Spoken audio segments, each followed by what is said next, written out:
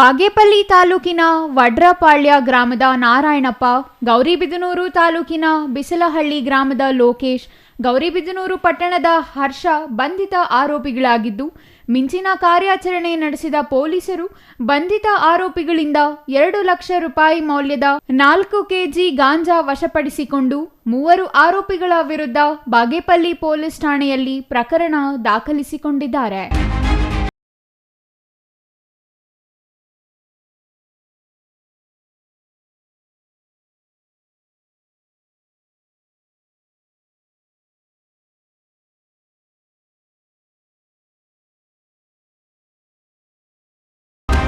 ಬಾಗೇಪಲ್ಲಿ ತಾಲೂಕಿನ ಪರಗೋಡು ಗ್ರಾಮದ ಬಳಿಯ ಖಾಸಗಿ ಬಡಾವಣೆಯ ಒಂದರಲ್ಲಿ ಗಾಂಜಾ ಮಾರಾಟ ದಂಧೆ ನಡೆಯುತ್ತಿರುವ ಬಗ್ಗೆ ಸಾರ್ವಜನಿಕರಿಂದ ಖಚಿತ ಮಾಹಿತಿ ಪಡೆದ ಪೊಲೀಸ್ ಇನ್ಸ್ಪೆಕ್ಟರ್ ಪ್ರಶಾಂತ್ ವರ್ಣಿ ನೇತೃತ್ವದಲ್ಲಿ ಮಿಂಚಿನ ಕಾರ್ಯಾಚರಣೆ ನಡೆಸಿ 3 ಆರೋಪಿಗಳನ್ನು ಬಂಧಿಸಿ ಗಾಂಜಾ ದಂಧೆಕೋರರನ್ನು ಜೈಲಿಗಾಟೋದರಲ್ಲಿ ಬಾಗೇಪಲ್ಲಿ ಪೊಲೀಸರು ಯಶಸ್ವಿಯಾಗಿದ್ದಾರೆ.